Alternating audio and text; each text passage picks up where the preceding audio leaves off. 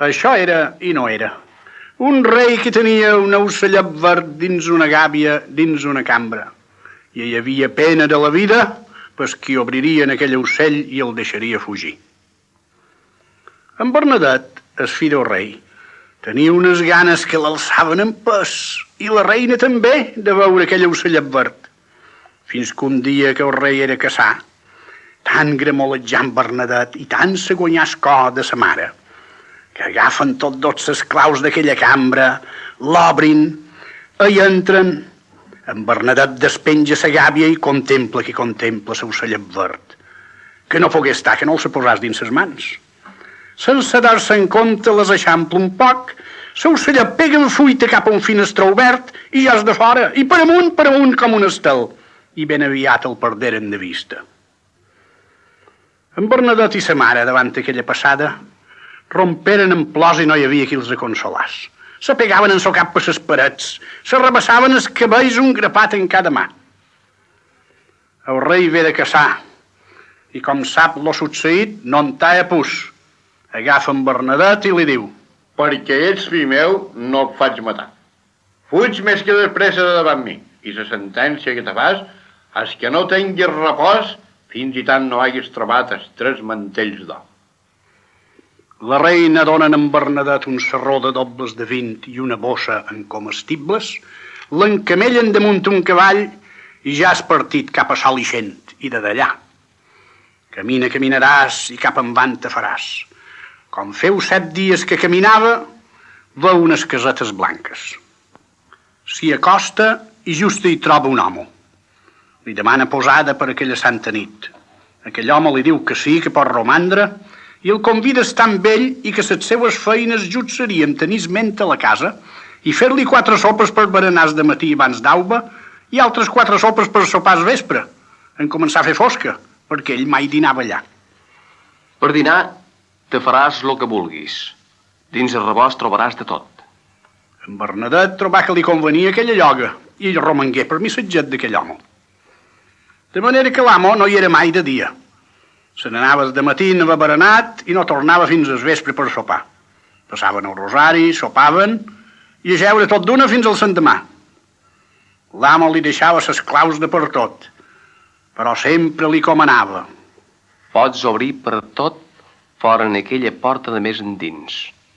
El primer dia que l'obriràs hauràs acabat d'estar amb mi. En Bernadet la primeria feia just el que li comanava l'amo. Però arribà a tenir-ne massa ganes d'obrir la porta de més endins per veure què dimonis hi tenia l'amo dins aquella cambra. L'home així mateix se feia fugir d'escap aquelles idees, escalivat com estava despàs de seu ocellet verd. Però arribà un dia que no pogué aguantar pus. Agafa la clau, la fica dins espany d'aquella porta de la cambra de més endins i se troba dins un grandiós jardí ple de rosers i morteres i tota casta d'arbres de bones olors. Se fica per endins per veure aquella meravella i cop en sec se troba 3 fadrinetes com a 3 sols, renta qui renta la seva roba blanca com la neu, i damunt una mortera tenien estesos 3 mantells d'or, un per cada una. Ell tot d'una s'aborden els 3 mantells, però just arribar un perquè 2 fadrinetes d'aquelles n'agafen un per hom i ja no les veren pus. El mantell que havia agafat en Bernadet era de la més petita, que ve estirar, però en Bernadet no la mollà i tingué més força que aquella pitjorina. S'aproven un poc a veure qui estiraria més fort, però aviat la fadrineta va comprendre que en Bernadet li guanyava de massa. I en Bernadet li diu: escolta, Gerridaia, som fill de rei. Mon pare feu la sentència de que no tingués repòs, que no hagués trobat els 3 mantells d'or. Els he trobats aquí, 2 manfulls. He pogut arribar en aquell que supos que és teu. Jo t'estim més a tu que no es mantell. Si vol que mos casem, digueu. Però ha d'anar amb un pactes. I consent, digues quins. Que no has de mostrar mai aquest mantell a ningú. El dia que ningú el vegi, ja no em veuràs posar a mi. Fet està la barrina. Se casen en Bernadet i aquella joveneta i cap a cau rei. Se presenten en el rei i en Bernadet diu: mon pare, he trobat els 3 mantells d'or que eren de 3 germanes. 2 fugiren en el seu mantell. Aquesta, que és la meva dona, no podia fugir perquè ja li vaig agafar el mantell. Mos són casats i jo ja estic ple de tot. Però de tot. No hi estava tant la reina de ganes que tenia de veure el mantell d'or de la seva nora. En Bernadette ho digué ben clar a sa mare. El primer dia que ningú vegi aquest mantell, jo romandré sense dona. Mos fugirà i no la veurem pus. La reina no s'aturà per això. I un dia, tant i tant trasteig a la cambra de sa nora, que arriba a trobar el ditxós mantell d'or. Què me'n direu? Ell, en el mateix moment que anava a posar-li ses mans damunt, una mà que no se veia li pega tirada i ja no el veren pus, com no veren tampoc pus la senyora princesa. Ho conten en Bernadette, que se n'anà corrents a cercar per tots la seva dona, però tot fong de bades. No la pogué finar enlloc per més arreu que cercàs.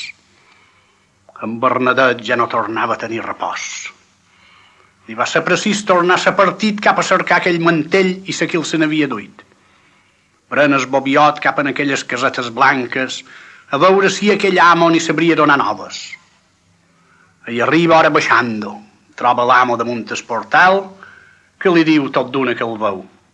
Ah, Bernadette, ja no és per aquí el que tu cerques. No en sabríeu dir on pare.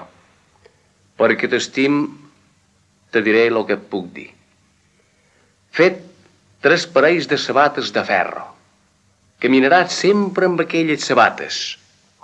En haver espanyat els 3 parells, ja no estaràs gaire a trobar el que cerques. En Bernadette se'n va a un ferrer i se comana 3 parells de sabates de ferro. Se'n posa un i caminaràs i cap en van te faràs.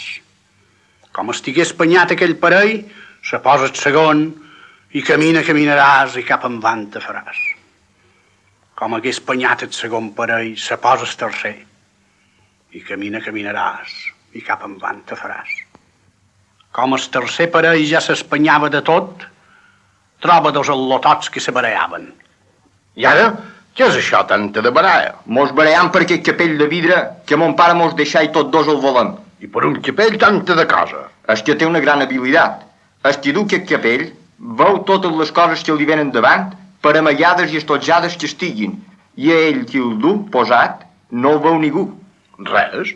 Voleu que jo us xapi la qüestió? Si fa. Veus, idò? Doneu-me el capell de vidre. Vos feis 100 passes lluny. Veniu corrent cap a mi. I el que arrib primer, jo li dono el capell i fora pus gestions. Aquells hi consentiren. Donen el capell en Bernadette, se'n fan 100 passes en fora i parteixen cap a ell tan corrents com podien. I heu de creure i pensar i creure que tot en Bernadette se posa el capell de vidre i aquells 2 al·lotallots ja no el veren pus. Ja la mos ha feta. Sí que ho ha estat, viu. Mos ha donat el brau. Però si l'aglapim, en feim una cop si no mos treu el capell de vidre. I en Bernadette, quina vos penseu que la va fer quan se veu aquell capell d'alt escap que ningú el podia colombrar ni afinar? Estén sa vista per tot l'orredor i afina a la cuculla d'unes muntanyes ben altes un grandiós castell.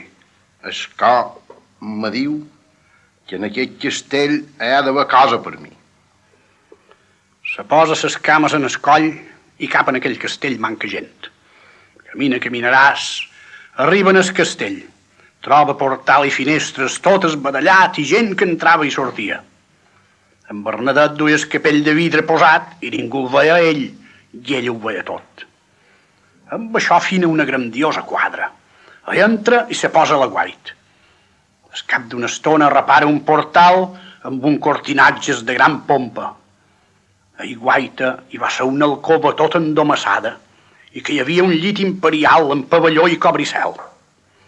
Figurau si li cridaria l'atenció, allò. No pogués estar que no se ficàs dins aquella alcova. I manco pogués estar que no s'acostàs en aquell llit. I què me'n direu? Ella hi va veure una joveneta garridíssima amb un minyonet de vorella. L'home se mira ben arreu aquella joveneta i veu que és la mateixa dona seva. Se treu el capell de vidre i li diu: No em coneix, estimada del meu cor. Prou que te conec, estimada meu. Se donaren un abraç i romperen tots dos en plors d'alegria i besades tots dos en aquell minyonet fill seu.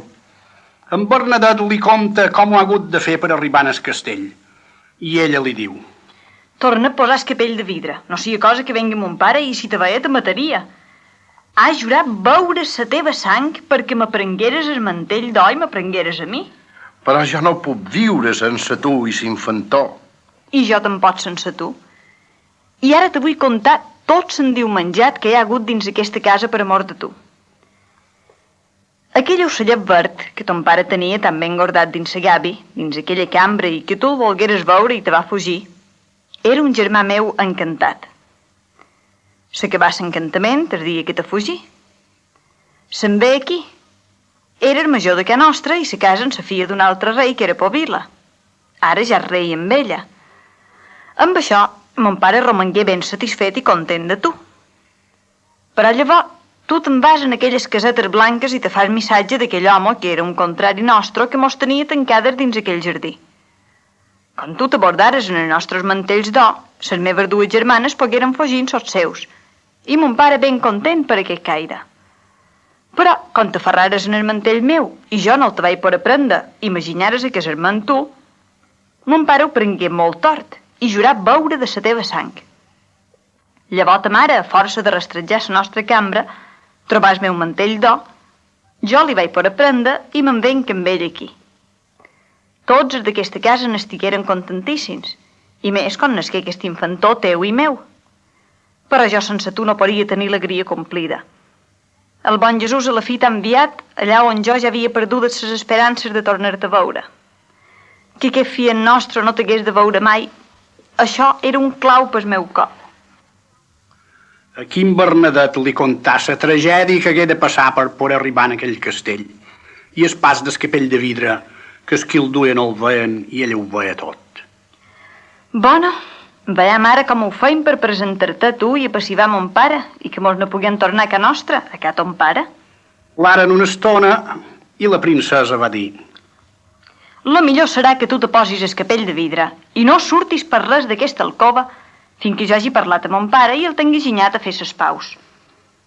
Ho feren així, i aquella princesa en sabé tant i tant que dugué son pare a fer tot el que ella volia, perquè arribà a dir-li: Si ara en Bernadet, el meu home, se presentava i s'agenollava davant Vossa Real Majestat, demanant-li perdó d'haver-se abordat en el meu mantell d'or i d'haver-me ginyat a casar-mos i anar-me'n amb ell, el perdonaria Vossa Real Majestat? Però i el jurament que vaig fer de veure-me la seva sang?